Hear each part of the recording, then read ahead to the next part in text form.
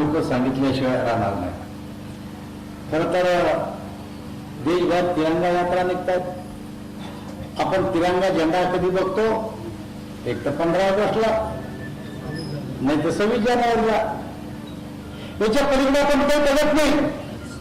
पण बघा, या देशाच्या प्रधानमंत्र्यांनी एक कल्पना केली की या देशाप्रती प्रेम आणि या ध्वजाप्रती प्रेम जर व्यक्त करायचं असेल तर केवळ सरकारी बिल्डिंगवर हा ढोल फडकून आणि संध्याकाळी उतरून चालणार नाही. तर 9 तारखेपासून तर 15 तारखेपर्यंत प्रत्येकानं आपल्या घरावर तो ध्वज लावला पाहिजे, अशा प्रकारची कल्पना केली. आणि या देशातल्या करोडो नागरिकांनी त्याला प्रतिसाद दिला. आणि आपण आज बघत असाल, मी नाशिकमधून आलो, छोटे छोटे बालक, छोटे छोटे, ज्यांनी हातामध्ये ध्वज घेऊन नाशिक शहरातून तिरंगा यात्रा काढली. मला असं वाटतं की आज 12 तारीख आहे, 13, 14, 15 3 दिवस बाकी आहे. आपल्याही गावामध्ये अशा प्रकारची तिरंगा यात्रा, खासदार साहेब तुम्ही या भागाचे रहिवासी आहे, आपण काढली पाहिजे. आणि सावरकरच नाही, सावरकर तर आहेच, पण स्वातंत्र्यानंतर 75 वर्षात हे स्वातंत्र्य कोणी मिळून दिलं? याच्या काही गिने चुने लोकांची नावं घेतल्या जातात की आम्ही स्वातंत्र्य मिळून दिलं, यांनी स्वातंत्र्य. जरूर ते बी स्वातंत्र्याचे लढत होते, तर असेही काही स्वातंत्र्य सैनिक या देशामध्ये होऊन गेले की ज्या बिचाऱ्यांनी बलिदान दिलं, घरदार सोडलं, आपल्या संसाराची राखणी झाली, घरी काय चाललं पाहताने आलं, पण ते स्वातंत्र्यासाठी लढत राहिले. अशांच्या नावाचा सुद्धा 75 वर्षामध्ये कधी फारसा उल्लेख झाला नाही. अशा प्रकारचे सुद्धा स्वातंत्र्य सैनिक या देशामध्ये. पण त्यांच्या या दिलेल्या बलिदानाला त्यांच्या कोणी कहाण्या सांगणारच का नाही? त्यांची कोणी आठवण करणारच का नाही? त्यांनी या स्वातंत्र्यासाठी काही योगदान दिलं याची कोणी कहाणी रचणार का नाही? आणि लोकांच्या पुढे मांडणार कधी सत्यकथा काय तिथं? हे आपल्या लोकांनी खऱ्या अर्थाने केलं पाहिजे. आणि मग मोदीजींनी कल्पना केली की स्वातंत्र्य सैनिक असो का त्यांचे नातेवाईक असो, आपण त्यांच्यापर्यंत गेलो पाहिजे, त्यांचा यथोचित सन्मान केला पाहिजे.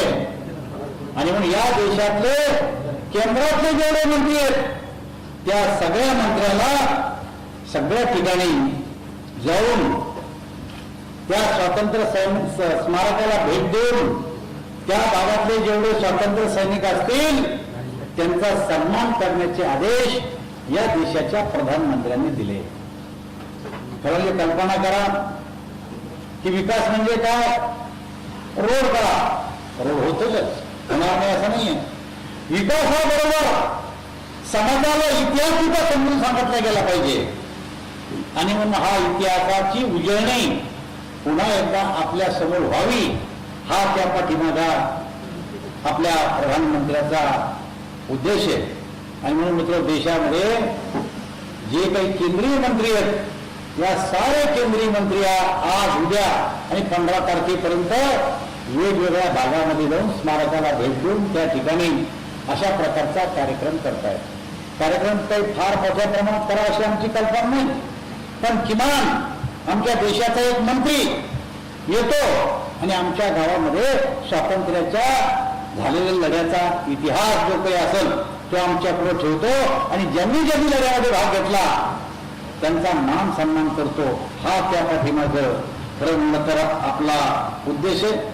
25 वर्षामध्ये आपण 75 वर्षामध्ये आपण मागच्या काळामध्ये काय गमावलं, काय आपल्या देशाचं नुकसान झालं, नुकसान खूप झालं. हे आपल्या अंगामध्ये कपडे कापूस आपण पिकवायचो, पण ब्रिटिश आपल्याकडचा कापूस घेऊन तिकडे जायचे, कपडा तिकडे बनवायचे आणि पुन्हा तो कपडा आपल्याकडे आणायचे.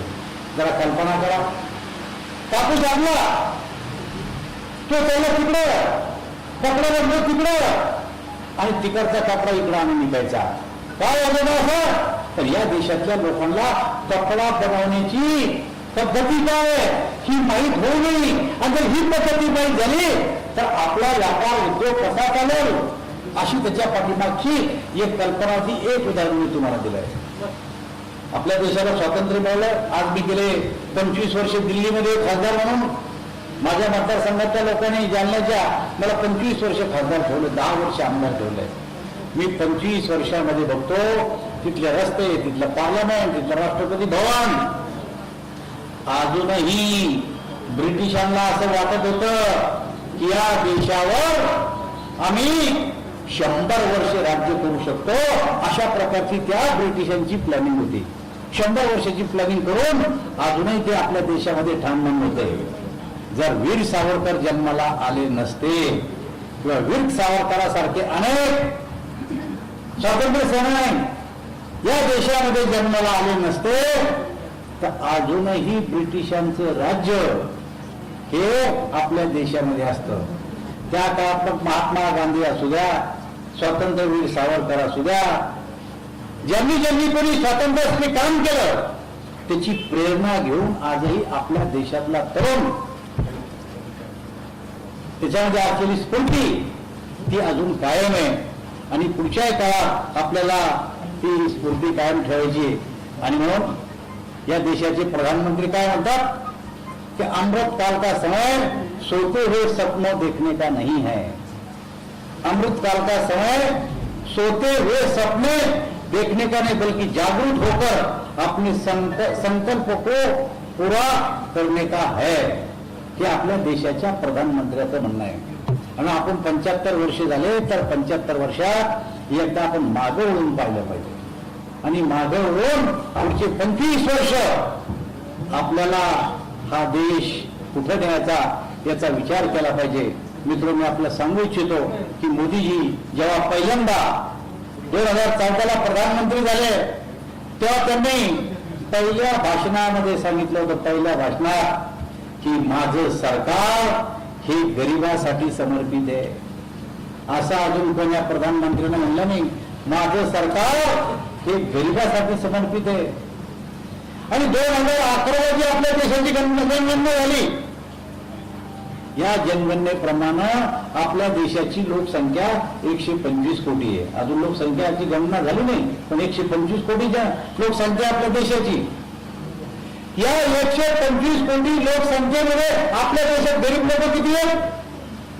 80 कोटी लोक आपल्या देशात आजही गरीब आहे. कलेक्टर साहेब इथं बसेल आहेत, मला ते समजतील तुम्हाला.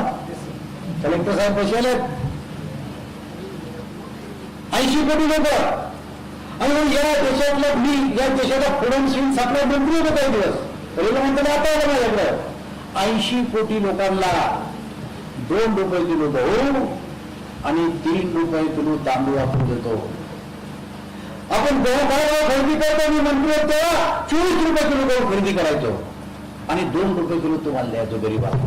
हा गरीब कल्याणाचा अजेंडा तयार केला त्याने. 2 रुपये किलो तुम्हाला द्यायचं आणि 24 रुपये खरेदी करायचा. म्हणजे किलोमध्ये नुकसान किती? 22 रुपये. क्विंटल मागं 2200 रुपये मोदीजी भारत सरकारच्या बजेटमधून हे तुम्हाला दिलेली सबसिडी त्या गहू खरेदीला देतं. 3 रुपये किलो तांदूळ. भाव काय तांदूळाचा? 40 रुपये किलो. किलो बाबा 37 रुपये. आपल्या बजेटमधून मोदीजीचं सरकार ते तुमच्यासाठी खर्च करते बजेटमधले. 2 रुपये किलो गहू, 3 रुपये किलो तांदूळ हे 80 कोटी लोकांना देतो या देशातल्या. आपण 125 कोटी पैकी, म्हणजे हा देश गरीबाचा देश आहे का नाही? आणि म्हणून मोदीजींनी सांगितलं की माझं सरकार हे गरीबासाठी समर्पित राहील. या देशात 80 कोटी लोक गरीब आहेत, त्यांच्यासाठी आमचं सरकार आहे. आणि केवळ एवढंच नाही, तर या जगामध्ये जी महामारी आली, कोरोनाचं संकट आलं, उद्योगधंदे बंद पडले, रोज काम केल्याशिवाय संध्याकाळी आपल्या मुलाबाळाला खाऊ शकत नाही, खाऊ घालू शकत नाही, असे मध्ये असा मी काही बोलले. पण काम करायची इच्छा आहे पण काम नाही. कारखाने बंद आहेत, मिल बंद आहेत, रोजगारी बंद आहेत, मग खाऊ घालायचं काय? अशा प्रकारचा प्रश्न जेव्हा निर्माण झाला तेव्हा मी त्या खात्याचा मंत्री होतो. मोदीजींनी सांगितलं की 2 रुपये किलो गहू, 3 रुपये किलो तांदूळ तर द्या, पण तेवढं 5 किलो एका माणसाला पुन्हा 1 महिन्यामध्ये मोफत द्या. 2020 पासून तर आतापर्यंत 22 पर्यंत सुद्धा मोफत अन्न योजना आपल्या देशामध्ये चालू आहे. ही जगाच्या पाठीवर कुठंच नाहीये. कोरोना महामारी लस निघेल का नाही सांगता येत नाही. आणि म्हणता जगात पहिली लस जर कोणा काढली असेल तर भारत देशाने काढली. आणि याचं सारं श्रेय मोदीजीला जातं. या देशातल्या गरीबाला आपला जीव वाचवायचा प्रश्न पडला, चिंता पडली, लस तर निघली, पण ती किती किमतीची माहित नाही. घेता येईल का नाही, आपला जीव वाचेल का नाही, अशा प्रकारचा प्रश्न निर्माण झाला. राज्यात वेगवेगळे आरोप करणं सुरू करून दिले. तेव्हा मोदीजीने सांगितलं की या देशातल्या 130 कोटी लोकांना केंद्र सरकारच्या वतीनं मोफत लसीकरण केलं जाईल. हे बघा, अडचणीच्या काळात मोफत अन्नधान्य, अडचणीच्या काळात मोफत लस. शेतकरी असन अडचणी दे, त्याच्या खात्यावर 6,000 रुपये जमा. हे मोदीचं धोरण आहे. आणि मोदीजीचं नाव केवळ आपल्या देशात नाही तर जगाच्या पाठीवर सुद्धा घेतलं जातं. आणि लोक असं म्हणतात की प्रधानमंत्री पाहिजे तर नरेंद्रभाई मोदी सारखा पाहिजे, भारतासारखा पाहिजे, की ज्यांनी मोफत अन्नधान्य योजना सुरू केली, ज्यांनी मोफत लस दिली, जे शेतकऱ्यांच्या खात्यावर 6,000 रुपये जमा करतात, वयोवृद्धाला पेन्शन देतात. हे आपल्या देशाचं नाव जगाच्या पाठीवर या देशाच्या प्रधानमंत्री नरेंद्र मोदीमुळे गेलं पहा.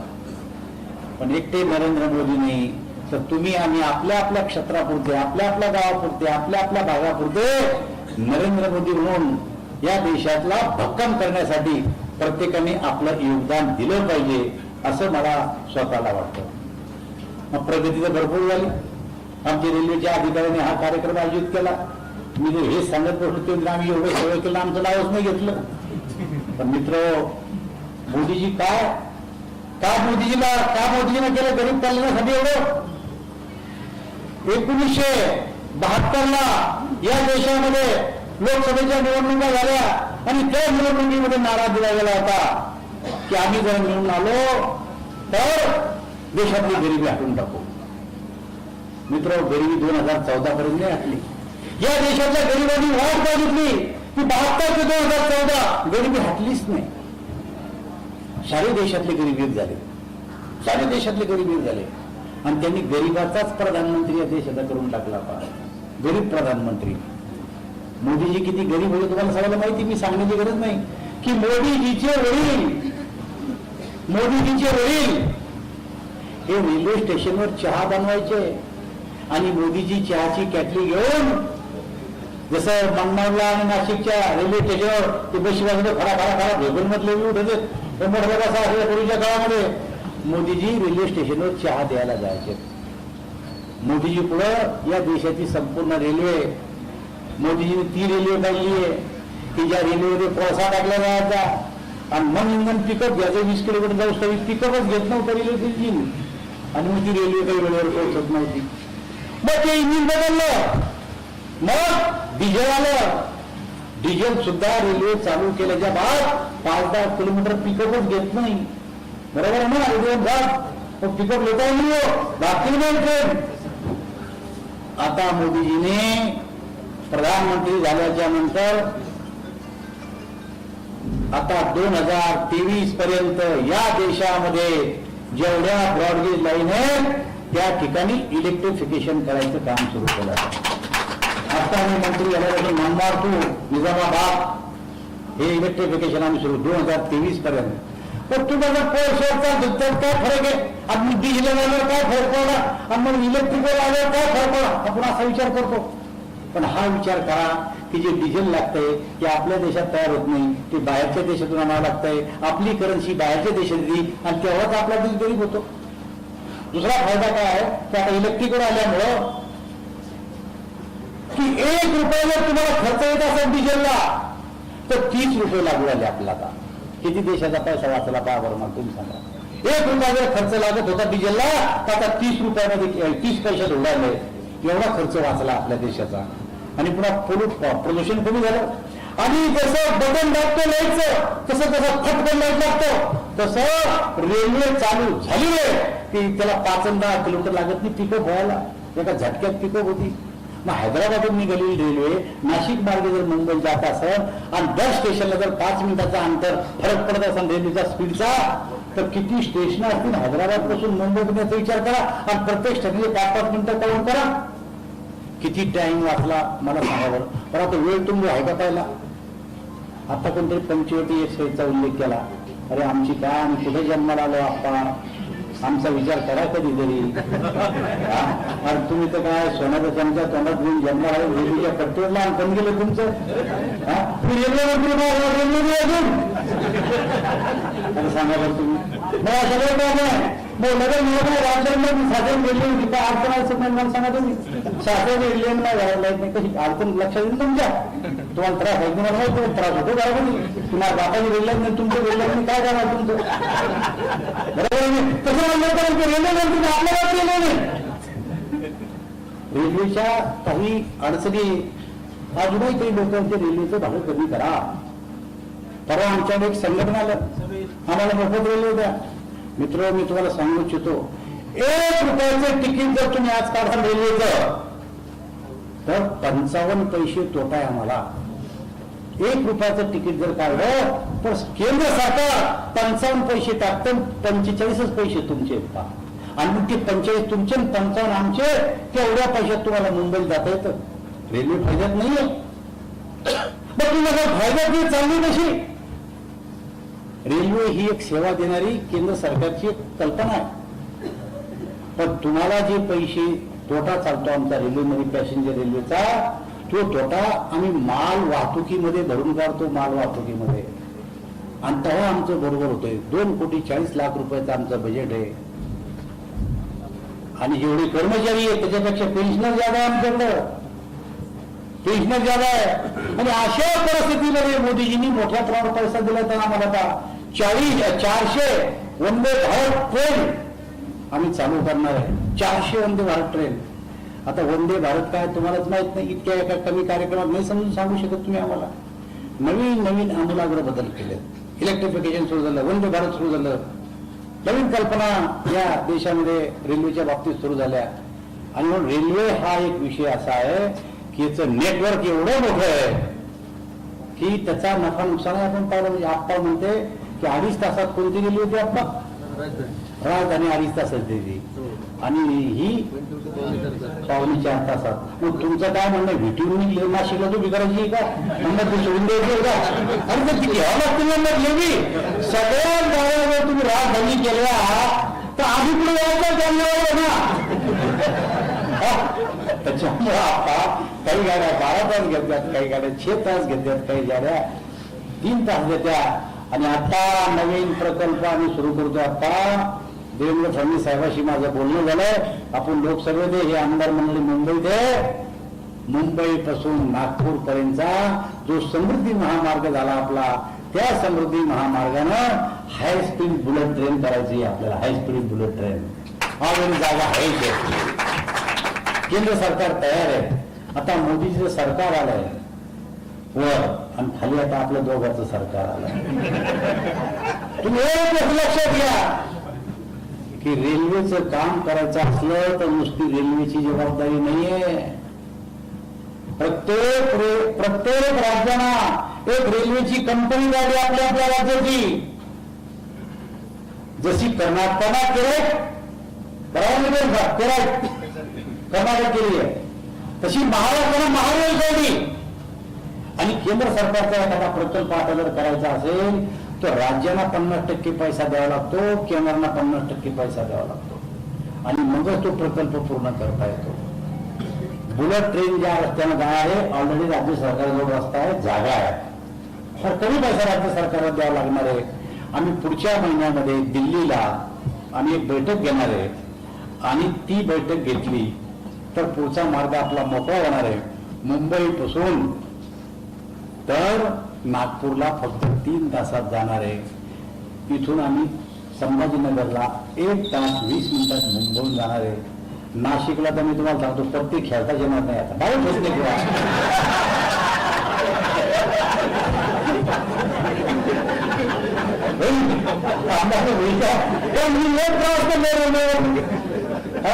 अरे बाबा आमची न्यायालय मी आमदार झालो होतो आम्ही यायचो न्यायालय अजंठा एक्सप्रेसना मंगळला आणि मग लागाची पंचवटी मराठवाड्यासाठी सीट राखीव होती तिथं 2 आमदार असून आम्ही एका पायावर मुंबईला गेलो यार. रेल्वे मंत्री जरी झालो आता एका पायावर जाईल माणूस मी आहे तेव्हा रेल्वे मंत्री झालो आता 2 पायावर एका पायावर या कष्ट सहन करावं लागतात. आणि रेल्वे खात्याने जी आता प्रगती केली ही प्रगती खरं म्हणजे स्वातंत्र्यानंतर पहिल्यांदा एवढी प्रगती केली. गतिशक्ती नावाची एक स्कीम आणली आहे आता इलेक्ट्रिफिकेशन करायला मिळतात बुलेट ट्रेन आणायला मिळतात आणि अहमदाबाद बुलेट ट्रेन मुंबईच्या पलीकडे ठेवली शिवाच्या पलीकडे आपल्याकडे शिवाच्या पलीकडे आमच्या मुंबईत निर्गुण बुलेट ट्रेन आम्ही नाही देणार पैसे आम्ही नाही देणार जागा. अरे मुंबई काय वेगळा देश आहे का आपला. जोपर्यंत दळणवळणाचे साधनं वाढणार नाही तोपर्यंत येणं जाणं वाढणार नाही आणि राज्याचा व गावाचा आपला विकास होणार ही कल्पना पहिल्यापासूनची आहे. आता त्या बुलेट ट्रेनसाठी गुजरात सरकार आणि महाराष्ट्र सरकारने ती बुलेट ट्रेन होती 1 लाख तांबडा पैसा आतापर्यंत महाराष्ट्र सरकारने दिला नव्हता. सरकार आल्या एकनाथ शिंदे साहेबांनी आणि देवेंद्र फडणवीस साहेबांनी 6,000 कोटी रुपये आता बुलेट ट्रेनला दिले. 6,000 कोटी रुपये बुलेट ट्रेनला दिले आणि त्याच्यामुळे हा देश मोदीजीच्या नेतृत्वामध्ये केवळ रेल्वेचीच नाही. मी रेल्वे का सांगितली तर मी रेल्वे मंत्री आहे. अधिकाऱ्यांनी आमच्या कार्यक्रम आयोजित केला है. आज लोग बोलेंगे रेलवे वाले हमारे काम तो हमने किया नाम तो हमारा एक बार भी नहीं लिया बस हो गया क्या और म्हणून फक्त रेल्वे सांगितली तुम्ही कोणत्याही क्षेत्रात जा तुम्ही एज्युकेशन मध्ये जा तुम्ही उद्योगात जा सगळ्या क्षेत्रामध्ये देश आपला प्रगती करतोय आणि पुढच्या काळात याच्यापेक्षा जास्त प्रगती आपल्याला करायची एवढी गोष्ट लक्षात घ्या. आणि मी सांगितलं की 75व्या वर्षात 75 लोक अंदमानला जायचे आहेत तर कोणी त्याची लिडरशिप करा. आप्पा सावजी तुम्ही दोघं हा एका टप्प्यात 75 बसते ना नाही मग 2 टप्पे करावे लागते. मग बरोबर गेले आणि जायचं याचं 75 नाही काय आपलं सूत्र तुटल ना.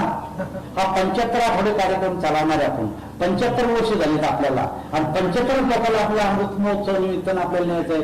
तेव्हा न्यायाचे असं वेगळे दुसरे पण 75 लोकांना न्यायचं हे नियोजन तुम्ही करा. त्यासाठी मी पूर्ण सहकार्य करेन एवढंच मी आजच्या प्रमाणे सांगतो. मला असं वाटतं की साहेब काहीतरी सांगणार होते पण त्यांचं बोलणं झालं नाही. त्यांच्या काय काय सांगितलं तुम्ही विनंती केली होती की मला असं वाटतं की मी सुद्धा आज जाऊन एकदा मी रात्री टायमाला नगरपालिकेच्या टायमाला भगूरला आलो होतो. त्याच्यानंतर मी गेलो पण आता जीवनाची एवढं धावपळीचं आमचं मला मधल्या का देणं झालं नाही. पण ट्रस्टी जर तुमचे असतील तर एक 10 मिनिटं कलेक्टर साहेब आपण यांना घेऊन बसू. गर्दी करू नका फक्त ट्रस्टी आणि आपले आमदार माझे आमदार जेवढे असतील तेवढे बसू. काय तुमच्या कल्पना आहे ते मी ऐकून घेतो. मला असं वाटतं केंद्र सरकार असो की राज्य सरकार असो याला कुठेही कमी पडणार नाही एवढं वचन मी तुम्हाला देतो. आणि स्वातंत्र्यवीर सावरकराला आपण भारतरत्न ही जी पदवी द्यायचं आमच्या सावजीनं सांगितलं. मी सगळ्यांच्या आपल्या भावना प्रधानमंत्र्यांच्या कानापर्यंत पोहोचवतो. एवढीच मी आपल्या आग्रहाची विनंती करतो आणि माझं 2 शब्द सांगतो.